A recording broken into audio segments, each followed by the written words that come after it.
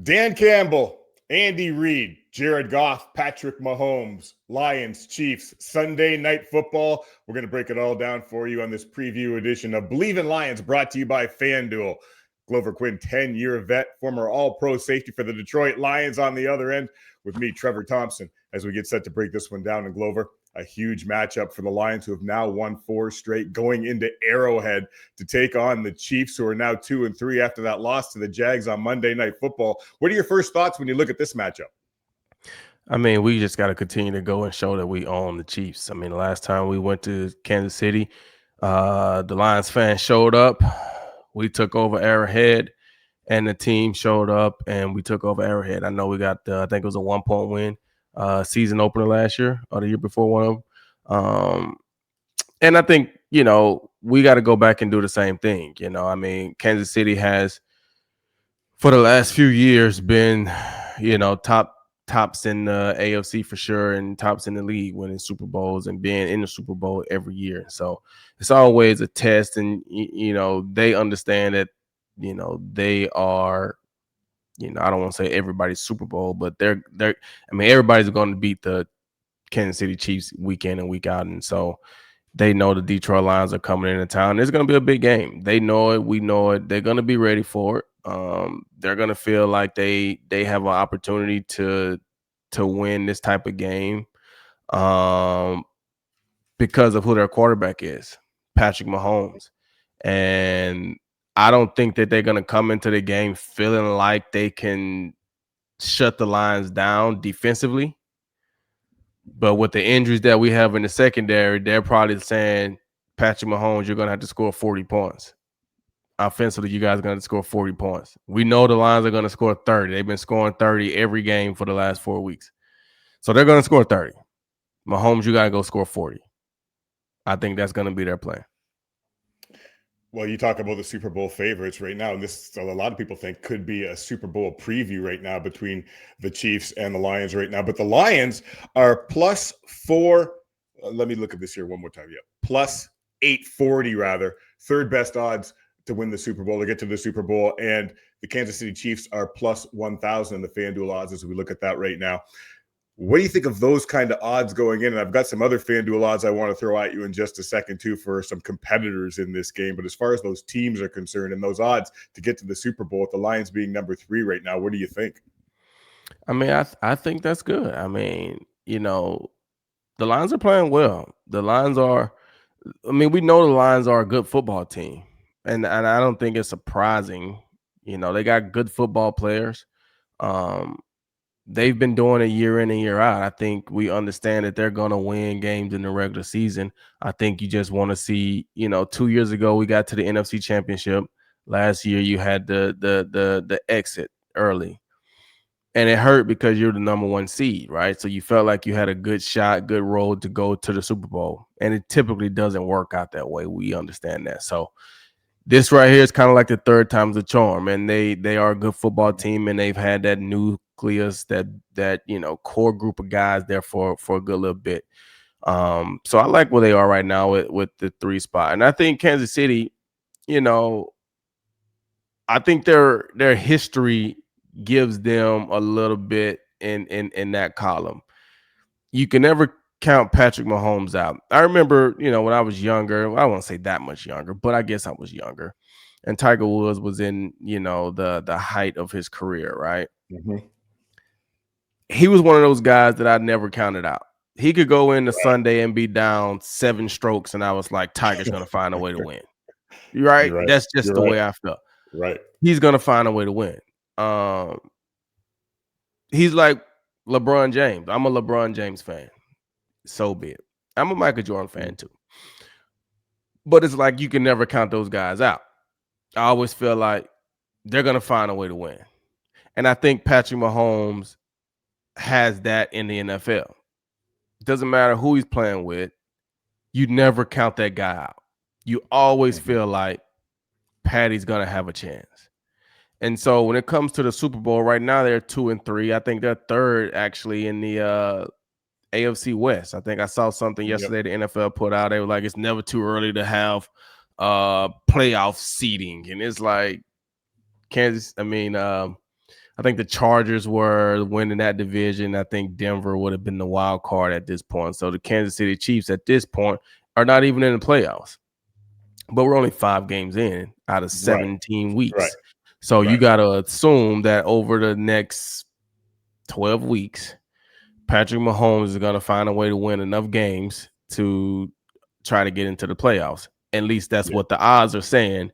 We believe that Patrick is going to find a way. Andy Reid, the Chiefs, they're going to find a way to get into the playoffs. And if they do, you have to trust the history, the pedigree that he owns Lamar Jackson in the playoffs. He owns Josh Allen. And he does. I mean, until you beat him, this just is what it is. I'm not making stuff up. And so I think those odds are fair for the Chiefs right now, and I like what they are for the Lions right now. I should go and take both of them. You talk about Patrick Mahomes. He does find a way to win. And Dan Campbell, talking about the Chiefs this week, said that they just find a way to win. Regardless, at the end, you look up and they've got the W on the board. But the fact of the matter is, Jared Goff is 2-0 against Kansas City, as you alluded to. And this offense for the Lions right now, I saw this yesterday. You might find it very interesting when we talk about the over-unders in this game. The Lions have 174 points and 22 touchdowns through the first 5 games. Both of those are franchise records through the first 5 games. This offense hasn't lost a step despite what we saw in game 1. Last week they won on the road.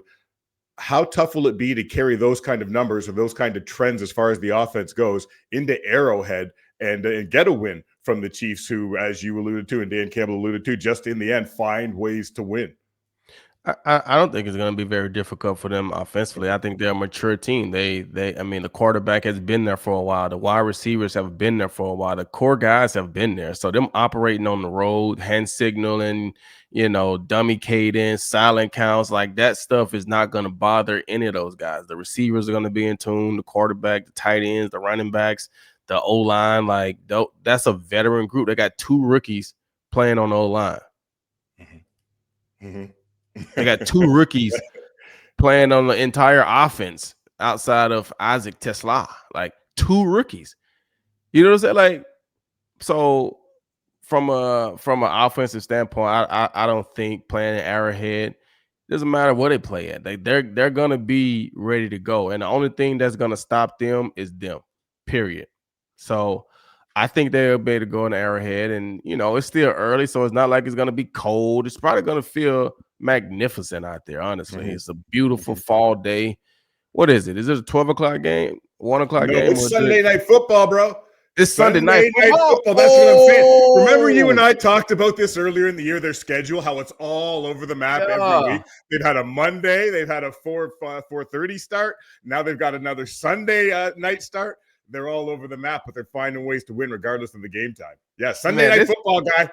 Sunday night football. This is national TV, man. Oh, we definitely putting on this show, your chops man. now, man. Your face lit up. We definitely putting on this show. Nah, this boy, hey, yeah. I like it. I did not know that. I got to look at. I did not know that. I did not pay attention to that. But yeah. Oh, of course, Lions. They're gonna show out. They're gonna go to Arrowhead. They'll put up 35 easy. Well, not easy, but they'll put up 35. I got a stat for you, though. I saw this yesterday. Andy Reid is 28-10 all time in primetime games. So he'll be fired up for Sunday night, and those guys will be fired up for Sunday night. And I want to talk a little bit about Andy Reid right now. 3 Super Bowls to his name. He's the winningest coach in the Eagles history, the winningest coach in Chiefs history. He's the active leader in wins by coaches in the NFL right now. The guy's obviously had good players, but there's obviously something that is consistent about what he brings to the table as a head coach that allows his programs to win. What can Dan Campbell pick up from a guy like Andy Reid with all that veteran experience on the opposite sideline and apply to his coaching style that can allow him to have that kind of winning pedigree and consistency as his career rolls on? I mean, I think the thing that, at least for me from afar, I think the players like playing for Andy. Mm-hmm. Honestly, I mean, he seems like a cool guy. He has his funny commercials. He used to have his cheeseburgers.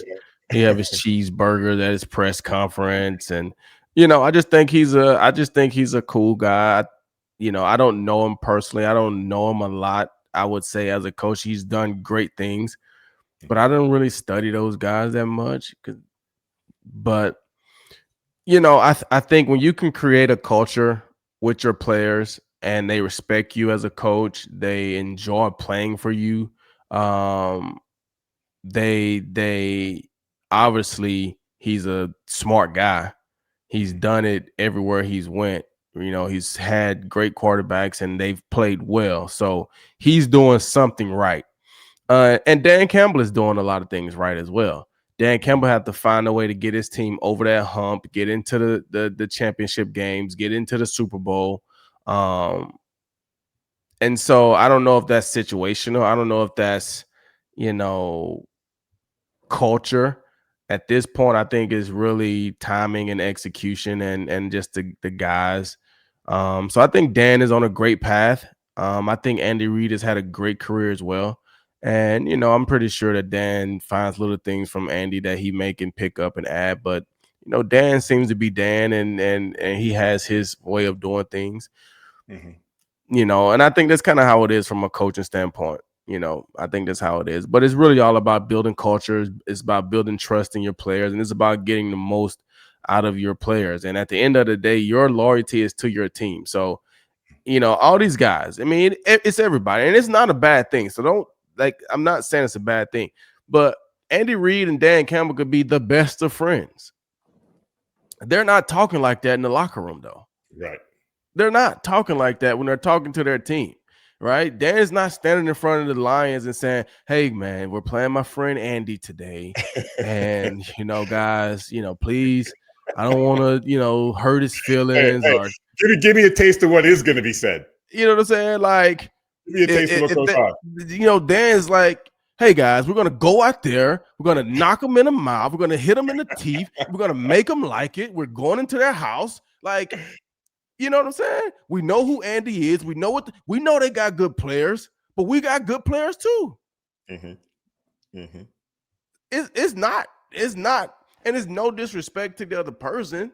When you go out to play the game, you're not trying to harm anybody. You're not trying to do anything malicious. But it's my will against your will. And in order for me to lose, you have to win. And in order for me to win, you got to lose. Mm-hmm. So at the end of the day, I'm trying to win. And then after the game, we'll dap it up and say, "Hey, man, y'all got us today. Let's have a glass of whiskey." The whiskey. The whiskey comes up every show. I love it. Every show, we got to get a I sponsor. feel inspired. Yeah, we should. That's a good idea. What do you say out there, Woodford Reserve? uh, One thing I did like about what Dan Campbell said this week, he was asked about Terry and Arnold and asked about the injuries right now. And he's like, we're not waiting for anybody. The train has left the station. Next guy up, and that mentality, I just think it speaks to the culture that he is developing because everybody knows they have to be ready. Everybody knows that they are next man up. But I also think that not feeling sorry for yourself and sucking it up and moving on is something he's really ingrained mentally into these guys. And I really think they bought into it because nobody does feel sorry for themselves and they just seem to rise to the occasion. As athletes, I know you guys are wired that way, but how do you get everybody to buy in and row in the same direction as far as that goes collectively as a head coach? How has he been able to do that? Well, I think it's the caliber of guys that you bring in, honestly. You know what I'm saying? You just bring in hardworking guys that's grateful for the opportunity to play and just doing everything they can to be ready to play. And when that moment comes, because we all know in the NFL that moment will come. It will come. I mean, even for me, I was drafted as a 4th rounder. I was drafted to be a nickel defender because they thought that I was smart and they thought that I was physical enough to play in the run game as a nickel corner. I wasn't drafted to be a cover corner. I was drafted to be a run defender in the nickel as a 4th rounder. And I showed that I could play on the outside to an extent. I showed that I had good enough ball skills. I showed that I was tough enough and physical enough. And then injuries happened. And I got an opportunity to start in the 4th game of my rookie year. I got an opportunity to start due to injuries to another player. And to my credit, I was prepared. Mhm. I was prepared to play. And I went out my first time starting week 4 of my rookie year. And I played well. And week 18 or 17 of my 10th year, I was still starting. So opportunities come. You have to be ready for that. And I think as players, you understand that, but you have to get the caliber of players that not worried about starting right now or whatever. They just know I'm here, I'm going to work, and when my number is called, I'm going to be ready to go to contribute to the team in the fashion that I need to contribute to this team. And I think that's the culture that they have. Those are the guys that they bring in. That's what they preach. And then their players go out and they do that. And so everybody seems to try to be a master in their role. But that goes to Dan Campbell and Brad Holmes and how they build the team. Everybody can't be the superstar. And Mhm. so you bring in guys that are the superstars, and then you bring in guys that are the role players. And everybody knows their role, and you play it well. And I think they've done a great job in doing that. I want to talk to you about one player specifically who we think has superstar potential. He does have superstar potential. We don't think it. It's a fact. Jamison Williams. JMO is a superstar. He's going to be. He's got a very bright future ahead of him. But so far, just 21 targets through the first 5 games, 11 receptions, 223 yards, and only 1 TD. But Dan Campbell was just raving in his press conference the other day about how he was run blocking and doing other little things in the game to help the offense produce and to help the team win. Your thoughts on JMO going into this one and what other guys think when they see a guy like that who's not pouting about not getting the ball, is just balling up and doing what he needs to do to help everybody else succeed, how that's noticed by the other guys in the locker room and how much that means. Well, I mean, $85 million contract don't hurt either, right? I mean, let's be honest. You You know, can find a you're way to be happy. right.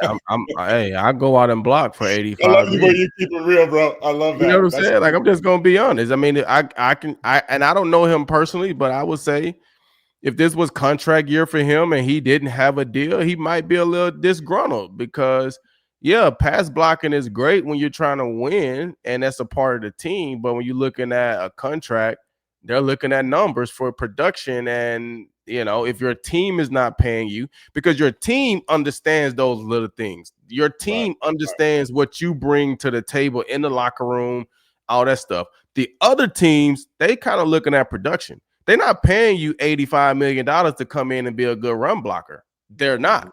They're Mhm. paying you $85 Right. million to come in and score Yeah. touchdowns and And put points on the celebrate. board, That's right. right? That's right. That's That's what right. they're paying you for. Your team sees your value. And that's why the Lions did that. And so, yes, he's going to go out there and run block. But when you're in a room with a Mon that runs blocks, well, I'm pretty sure those things get highlighted up on the board when Amon sticks his nose in there and blocks somebody, or he's hustling and blocks somebody. So then it has to trickle down to everybody else, or you stick out like a sore thumb. Mhm. That's what it is. So for JMO, if you're not out there blocking like that, it's gonna be a huge glaring thing that's gonna be like, hey JMO, we need you, buddy. And Mhm. so he's bought into that and he understands that his plays are gonna come.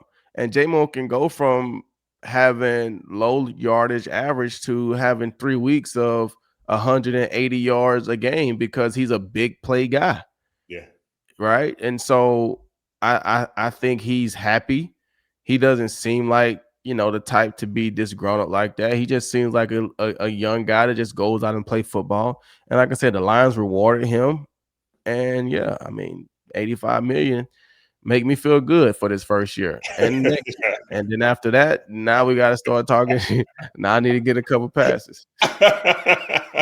I love it. Well, he is going to get the opportunities. They might come this week. Another guy who's going to get some more opportunities. Our guest on the show last week, Isaac Tesla.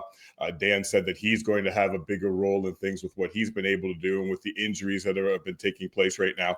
And you touched on a little bit with Patrick Mahomes and their offense. It's going to be a high-scoring game. Could be a high-scoring game. The FanDuel odds on the over/under are set at 52.5, and Casey is giving 2.5. Your thoughts on those numbers right there as we look at the FanDuel odds in that department, because we talked about the offenses throughout this, and you're expecting it to be fireworks on Sunday night. You know what? I will say this right here. I will say this right here. I don't know. I can't think of every game, but the NFL has been pretty lucky the first 5 weeks. Oh, Because for I sure. think every Sunday night game has been a good one. You're right. Starting with We've the first had, one. you know what I'm saying? I think every Sunday night, I mean, we had the tie in Dallas and Green Bay. Yep. You know, who was the first one? The Buffalo first one, and Baltimore Baltimore balling out to the bitter end, to the literally. end, right? Like, I think Awesome. every Sunday night game has been like incredible. And now to have the Chiefs and the Lions on Sunday night, like, I think it's going to be an incredible game. And so, yes, I'm going to take the over for 52 points because I think the Lions are going to score 30 plus, and I feel like the Chiefs are going to score 20s at least. Mm-hmm. Plus 2.5 with the Chiefs, though. Ooh. 38-41 for the Lions. That's tough. But I would that 2.5. I would have to I would still have to take the Lions. That must be because they're at home, right? They give me a little Arrowhead edge there, you would think. Yeah. Like I said, I think I think they know that the Lions are probably a better team for sure. But with the injuries in the secondary and it being Patrick Mahomes, they feel like they're going to put up some points. I mean, you know, they lost last week, but they're still putting up points. I mean, they're not scoring in you know what we used to see from Kansas City, but they're still scoring 20 plus points a game. And I think that's where the 52 comes in there, right? Because we could say the Chiefs are going to score in the 20s. They're, like I said, they're not putting up 40s like they used to. I don't think they're that explosive. But they're scoring in the 20s, and the Lions are scoring in the 30s. Mm-hmm. So that's where you get the 52 from. What the 50, the 50, whatever it was. 52.5, yeah. But the 2.5, man, that's the one that get me. But you know, when you get up in those numbers, I'm trying to think of like scores that we see, right? Mm-hmm. Yeah, we saw the tie, but like it's hard to get 41-40. 38. See, the number that's in my head is 41-38. That's the number that's in my head. And that would still give the Lions the win by a half a point, right? That's a lot of scoring, too. That's a good game, though.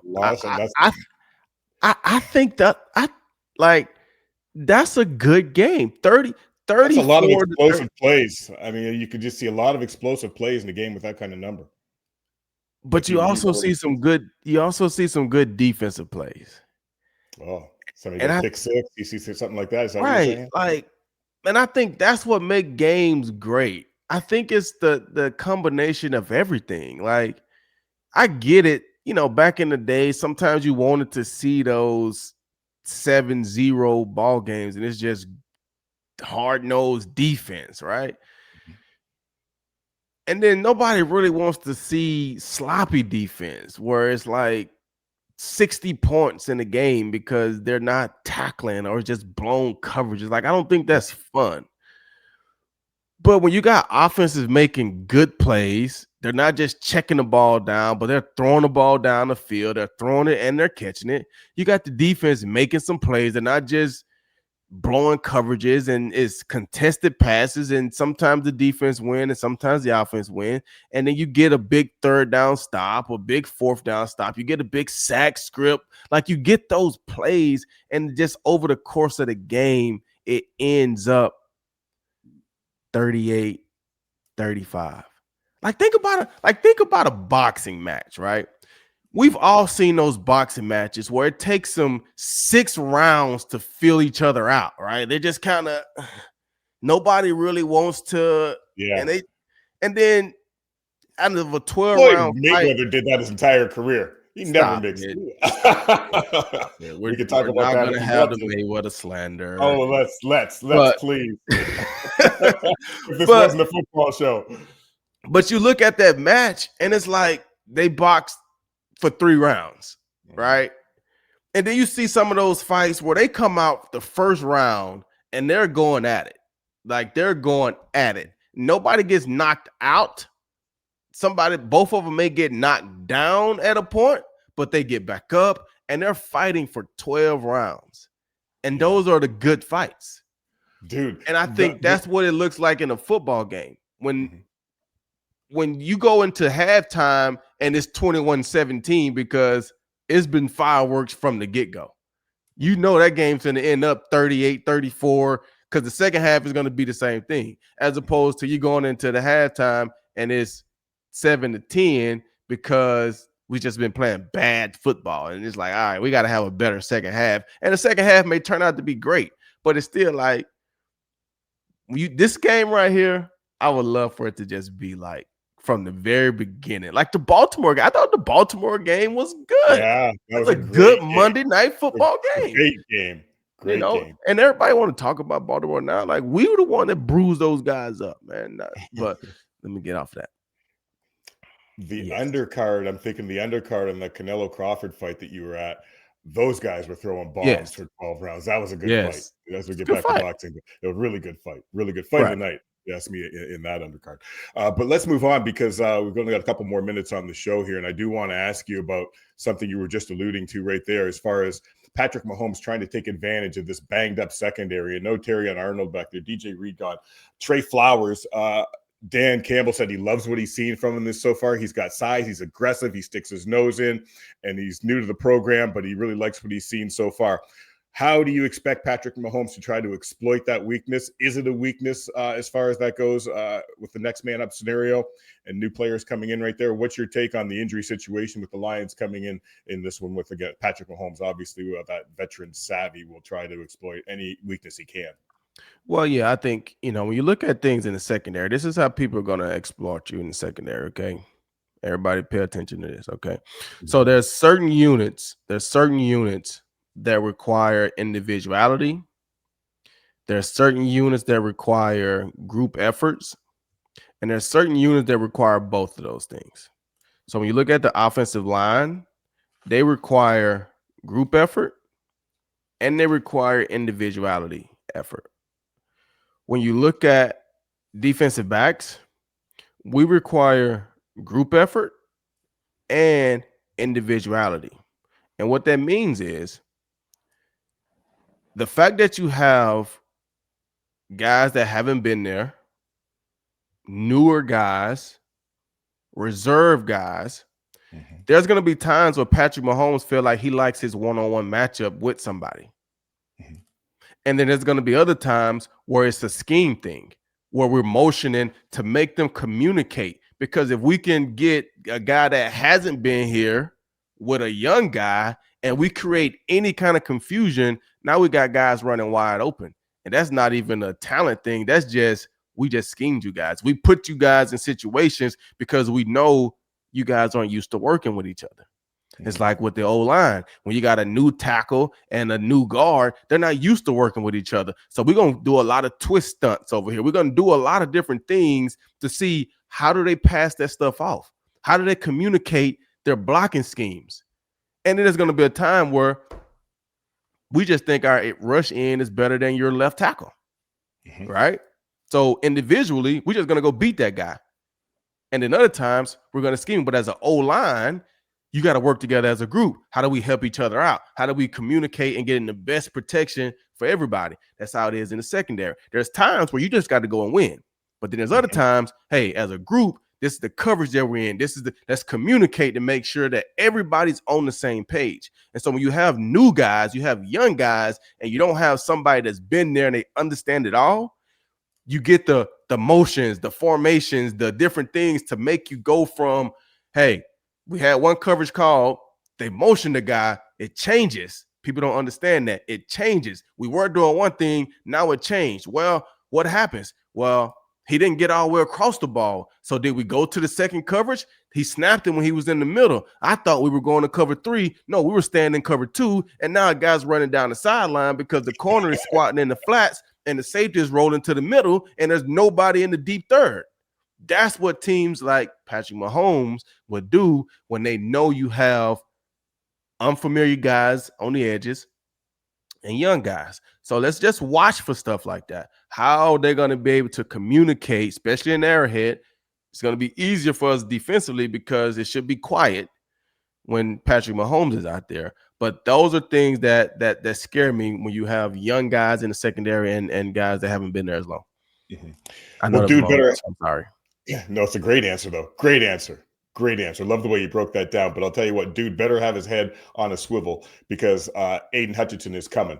8 pressures and a sack against Cincinnati last week. He's the only guy in the league with 7 or more pressures and a sack in 3 or more games so far this year. And he now, Glover, is the FanDuel odds-on favorite for Defensive Player of the Year at plus 320. He's overtaken Micah Parsons in that department. What kind of impact can he have, and how can he help make up for what you were just talking about, some of the weaknesses that may be in the secondary by pressuring Patrick all day long? Yeah, Aiden's gonna have a big game. You know, Aiden's, you know, if you look at it, his sack numbers aren't where he probably want him to be at, but he's probably had 4 or 5 sacks called back due to penalties or things like that. And when you're getting that many pressures, you know, at some point those pressures are going to turn into sacks. And if you think about the last game that we've seen, well, not the last we've seen Patrick Mahomes, but you think about that Super Bowl game and the pressure that the Philadelphia Eagles were able to put on Patrick Mahomes. He looked like a different quarterback. He didn't look comfortable back there. And so you got to know that he understands that Aiden Hutchinson is going to be coming. And I can probably, I wonder what the FanDuel odds are on Jawan Taylor false start penalties, because you know he's prone to several, and knowing that Aiden Hutchinson is over there, he's probably going to try to get a head start a couple of times. So we need to check what the odds are for the over under for Jawan Taylor or whatever his name is. I think it's Jawan Taylor. False start penalties for the Kansas City Chiefs. So I think Patrick Mahomes understands that. He knows that. He knows Aiden's coming, and Aiden's going to do some things early in the game so that Patrick knows that he's there. So that's going to be a shoulder that Patrick Mahomes is going to be keeping an eye on. Where's Aiden Hutchinson? And so if he don't feel comfortable and feel like he can stand back there and hold that ball, then that's going to help the secondary out. But Patrick Mahomes is a gamer, man. He's been running. I see, like, he's just a competitive guy, man, and he wants to win. And so you know he's going to be ready to go. He's going to be up for the challenge. But I think Aiden's going to make a huge impact on that game. And I really do want to know what the odds are for Jawan Taylor. You just go on to that FanDuel right after this and look at that on the odds, and everybody out there can do the same. One chance for you to give a last thought for this Sunday night football tilt for what many think is a preview of this year's Super Bowl. You know what, man? This is going to be a great one, man. The games this year have been awesome. They have been incredible, and the Sunday night games have been awesome. I don't want to put a lot of pressure on the guys, but the Sunday night football games have been awesome, so I can't wait to watch some football throughout the day. And then pour me up a glass of whiskey and get ready to watch the Lions on Sunday night. I'm going to raise one with you. Hopefully everybody who's watching our podcast is going to raise one with you. And we'll think about Glover. We'll think about the Lions. And we'll think about a 5th straight win as the Lions try to move to 5-1 and continue to lead the NFC North. That's it for Glover and I on this edition of Believe in Lions, brought to you by FanDuel. Can't wait till Monday comes and we can break down the recap of the Lions and the Chiefs from Arrowhead on a Sunday night. Till then, you take care, everybody.